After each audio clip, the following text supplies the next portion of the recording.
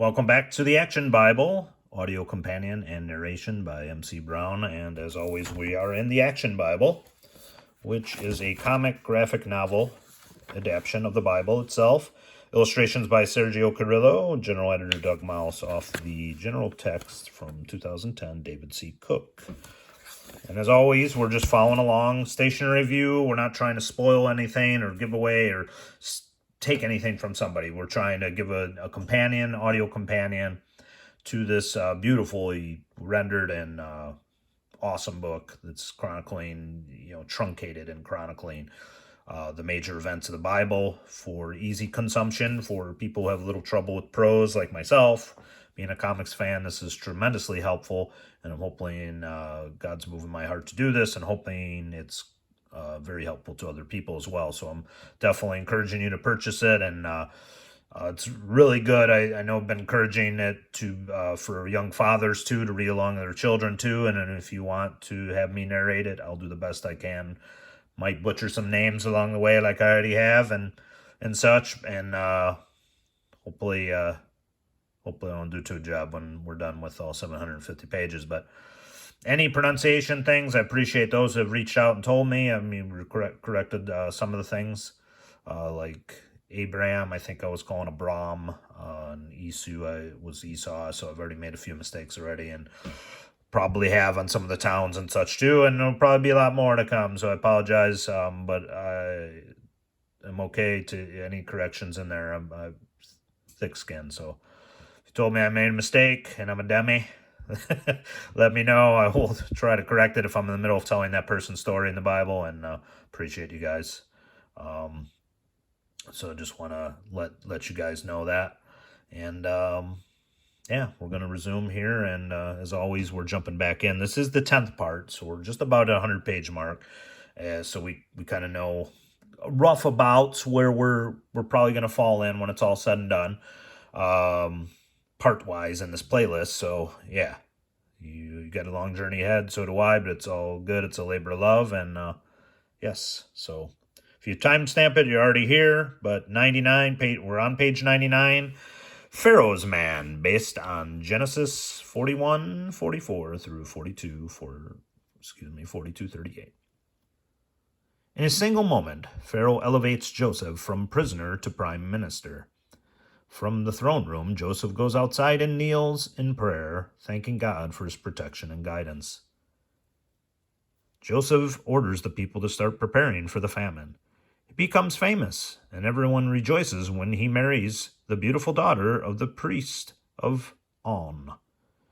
I am proud to be your wife, Joseph. You have done so much for our people. There is still a lot to do. The good years will pass quickly. All too soon, the bad years begin. As the famine continues, people come from other countries that have run out of food. Only Egypt, warned by God, has stores of grain. People from every country come to Egypt, hoping to buy some of the extra food. One day, tribesmen from Canaan enter Joseph's city.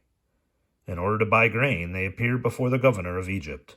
Then, just as Joseph dreamed many years before, they bow before him. My brothers, they do not recognize me after all these years. Since his brothers don't recognize him, Joseph wants to find out whether they have learned to be kind and merciful in the years since he's seen them. He decides to test them. You are spies! No, my lord. We are 10 sons of the great chieftain Jacob. He sent us to buy grain. 10 sons? How many more sons does your father have? He had 12 sons. The youngest, Benjamin, is home with our father. The other one died long ago. I still say you are spies. Guards, take them to prison. Why should he think we are spies? I don't know, but it was strange that the governor wanted to know how many sons our father had. Hours pass, then days. The brothers try to understand what has happened. Never once do they suspect that their brother Joseph is the governor of Egypt. On the 3rd day, Joseph calls for the brothers to be brought to him. You may buy grain, but to make sure you are not spies, I will hold one of you in prison until you bring your youngest brother to me. Me? In prison? This must be punishment for what we did to Joseph long ago. I told you not to hurt him. Has it taken you all these years to regret the evil you did that day? Simeon is quickly bound and taken back to prison as a hostage. Frightened, eager to leave Egypt, the other brothers hurry to the storehouse to buy grain. Pay me first, then I'll fill your sacks. Their grain sacks filled, the brothers leave Egypt at once. But when they get home, they discover that their sacks are filled not only with grain, but also with all of their money. Well, why do you have money in your grain sacks? And where is Simeon? The whole trip was very strange. The governor said we were spies. He put us all in prison. Then he released everyone except Simeon. Simeon has to stay there until we take Benjamin to Egypt. Take Benjamin to Egypt? Never. I lost Joseph long ago. I'm not about to lose another son. I will not let you take Benjamin. But, Father, what about Simeon? Yes, what about Simeon? And what about us if the grain runs out and we have to go back for more? We can't go back without Benjamin. The family uses the grain sparingly, but one day Jacob's hungry tribe has to face the truth. The grain is almost gone. What are we going to do? Bringing Benjamin, based on Genesis 43 through 44. Jacob, the old chieftain, faces a hard decision. But why should the governor of Egypt hold Simeon in prison until he sees Benjamin? What does he want with my youngest son? Nobody knows, Father, but if I don't go, Simeon will die in prison, and we will starve. I have to go. Benjamin is right. Then go. But this time, take double the amount of money for grain. Take gifts for the governor, and may God be merciful to us. Days later, Jacob's sons lead their pack animals through the gates of the Egyptian city. Don't worry, Benjamin. We'll do everything we can to protect you. I'm not afraid. God will take care of us here, just like he does in our old fields at home.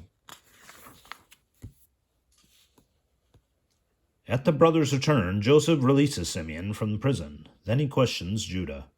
Is your father well? Yes, Your Excellency. And is this your youngest brother? Yes, this is Benjamin. The sight of his own brother Benjamin reminds Joseph of their mother who died when Benjamin was born. Suddenly, he cannot face his half-brothers, so he turns and leaves the room. What happened? Alone, Joseph conquers the grief that overcame him. Joseph returns to the banquet hall to continue the plan to test his brothers. They are seated, and the food is served, but even this is a mystery to them.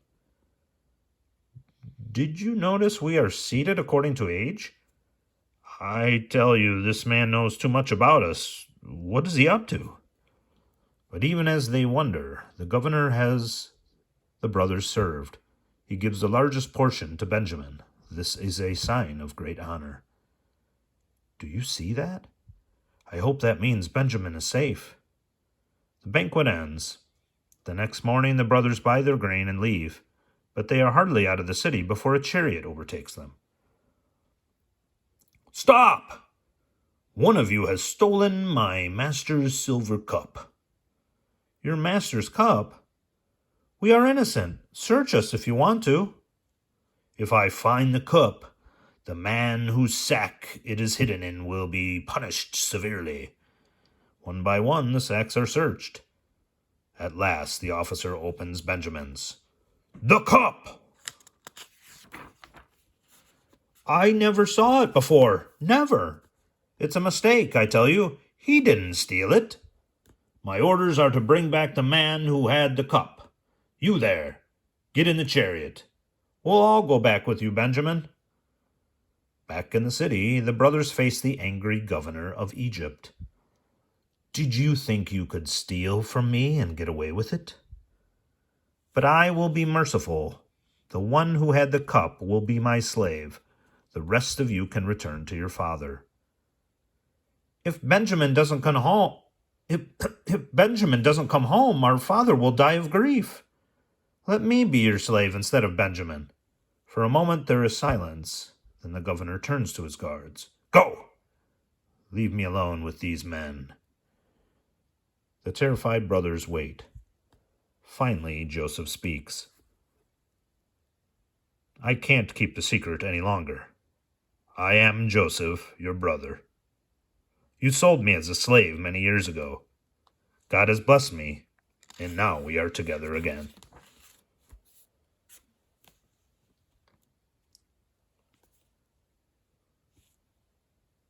All right, I think we'll stop there because we're on it's a in-between spot, so not sure. So I think this might be a good stopping point for this one.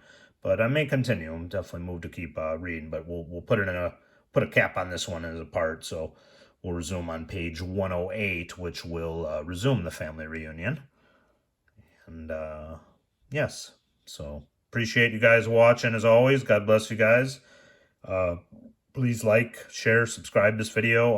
Pass it along to people you know might need it, or just if you are just enjoying reading along, just whatever you can to help these gain traction. I'm enjoying it. I'm learning as I go.